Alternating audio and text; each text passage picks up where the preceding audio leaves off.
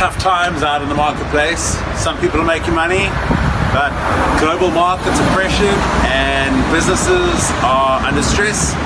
And like over here, some of them are closing down.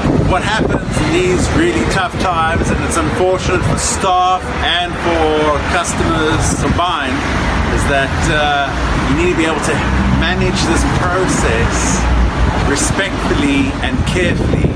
Let's break this down.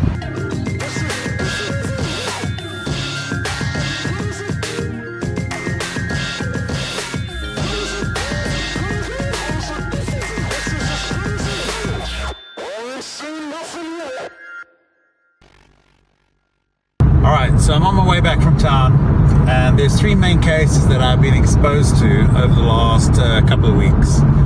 One is that a big retailer has closed its doors in the Western Cape, but unfortunately there's still some clients' money that's been tied up in a couple of projects that they accepted when they knew they were closing their doors. And what is the responsibility of these professional installers and retailers regarding that? The moral. And then there was another one where I've got a retailer that's in trouble and they're trying to trade out of it, but they're employing new staff knowing that they might not be able to pay their bills at the end of the month. And you know, you employ somebody who's moving away from a stable job and they're moving into now a high risk job which they're not aware of. And where is the moral principle in that? So we've got these various conundrums that we need to break down and discuss and try and find the right way through these tough times, because these tough times are real. They happen to us. You know, it's a depressed market out there, and these things happen. But how do we maintain integrity and principle and good moral standing while we are traveling these tough roads? So I've got the perfect person to help me out. So I am going to go and meet Belinda to chew on the fat a little bit on what we suggest is maybe the best way to handle these tough situations. So let's go and have a cup of coffee. Pick up the dice, give it a roll. You never really know which way to go. Feel it inside, feel the spark, lift you up when you're falling apart. We think we know it all, we stand 10 feet small, with our head under ground.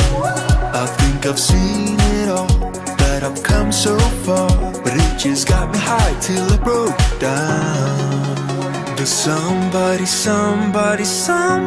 know? I'd like to introduce you to Belinda. Hey, thanks, what? Belinda is my wife. Belinda is my business partner. And Belinda is... Your coffee date? Coffee date. Love coffee. Love coffee. Love coffee. I love you more though. Oh, love coffee. Okay, good answer. You know, businesses close down and the businesses cut back and retrench and go through all the ups and downs of this kind of very tumultuous economic time we're in. Yeah. And when we see that with entrepreneurs, we even see other bigger companies through, you know, my work with directors, that you face these decisions. And it's not that you're struggling, because that's how we learn. Like, if we didn't have struggles in business. It's under pressure. Diamonds under pressure. Diamond in the rough. If we didn't have the pressure and the development, we wouldn't learn and we wouldn't get better.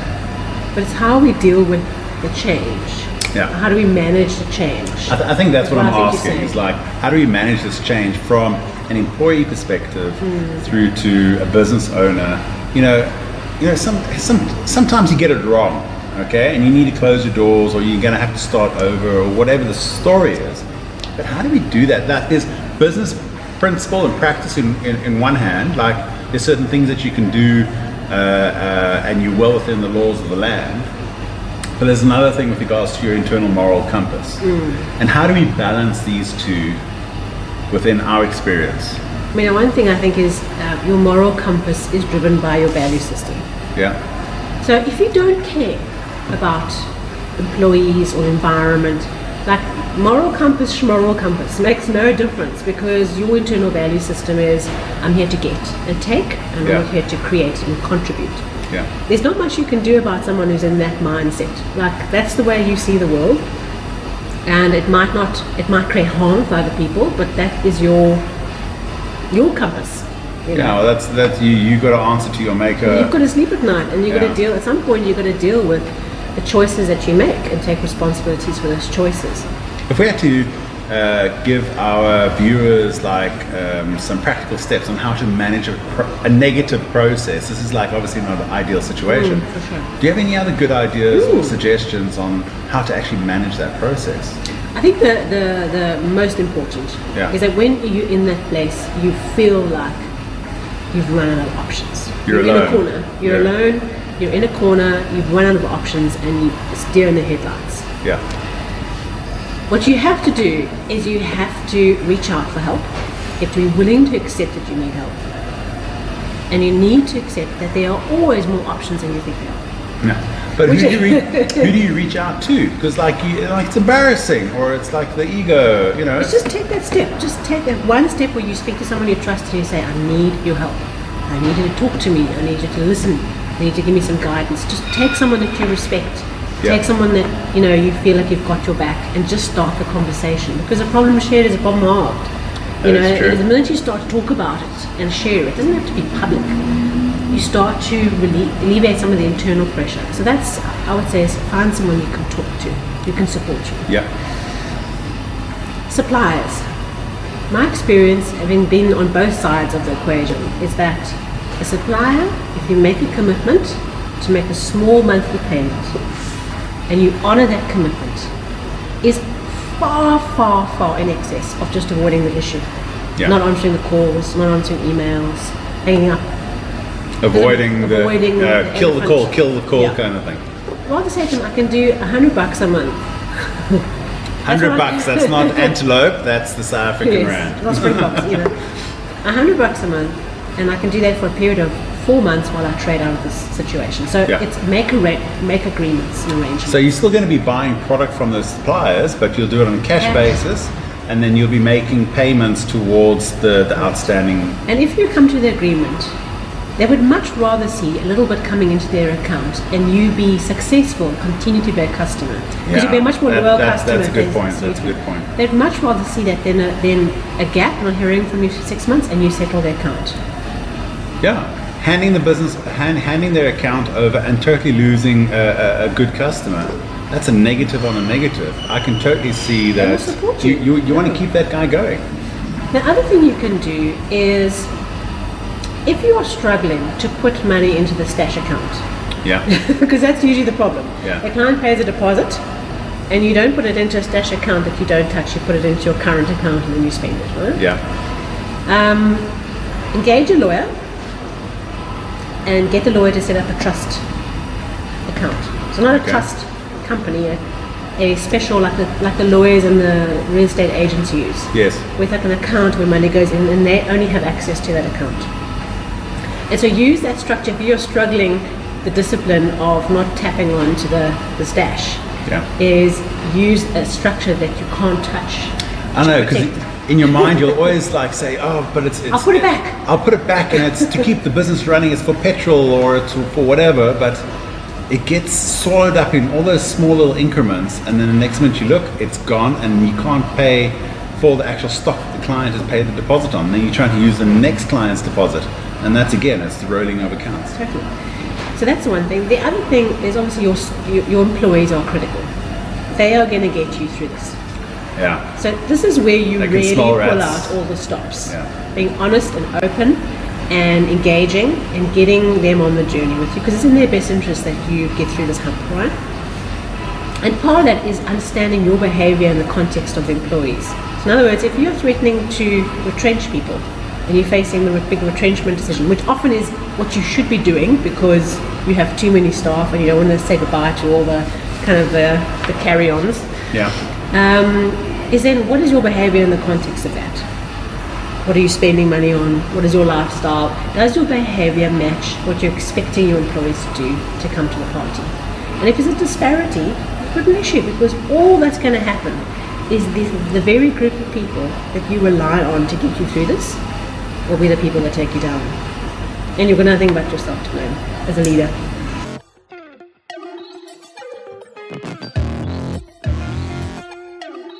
I mean, how do you buy a brand new sports classic Mercedes and then retrench people in the same month?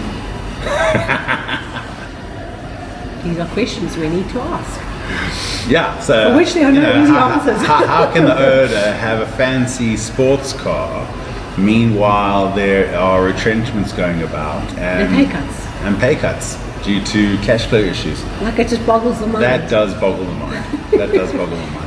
The only last piece of advice I've got, I mean, there's lots that can be done, and the thing is getting out of that corner. But Yeah. one of the things I can say is you might not be in trouble now, and hopefully you're not in trouble and you'll never be in trouble. Yeah, no, we want to, we want a successful flooring industry. We want winners out there. But what you should be doing today, irrespective of whether you're in trouble or you're not in trouble or you're never going to be in trouble, Yeah, is to build great relationships. Start today, because when you're up the creek and with no paddle Yeah. and no friends, yeah, your lack of relationships is the thing that sinks you.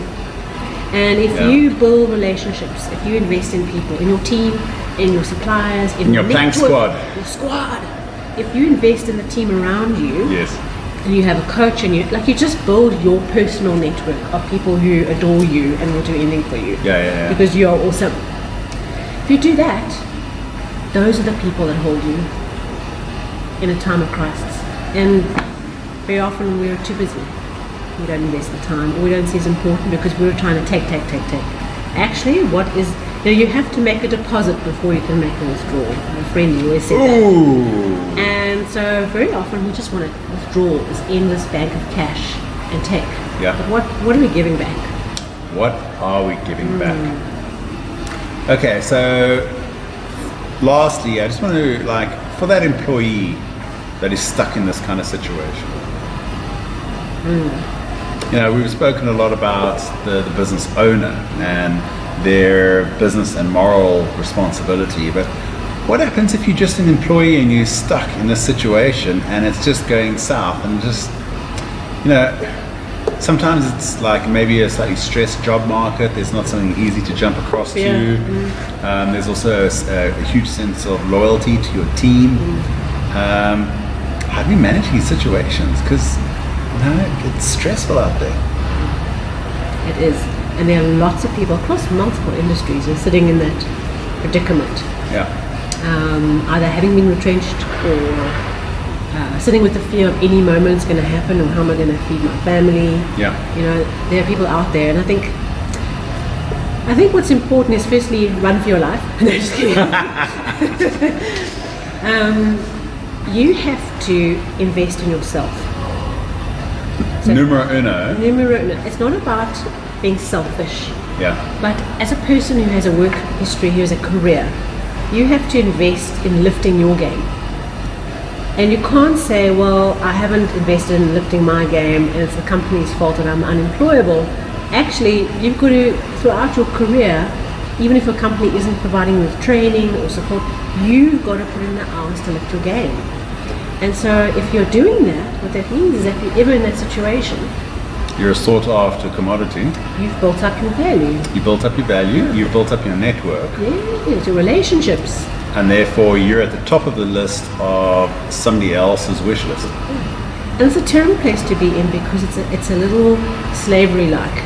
It's not slavery, but it can become emotional slavery. In other words, you feel trapped. Yeah. You can't leave. You can't stay necessarily. And you're kind of in this limbo land and terror. I was just about to say, you're scared because you may have family, kids, school fees, and all these responsibilities, and the last thing you're anticipating would be a move, yet, the horizon is looking a little bit murky, and it's time to, it's like, what's that point where you stay and you help the business work through the tough period and maybe being too loyal to your own detriment, versus actually now it's time to look after me. I think everybody has their own crossing point of where they get to that space. I know I've done it to the negative where I've stayed to the last and to the very end, and self-sacrifice. But I must admit, I felt fairly good that I'd given it my all, but I paid the price for that as well. So there's a lot of this out there at this particular point in time, and it's just about giving our playing squad a little bit of key advice.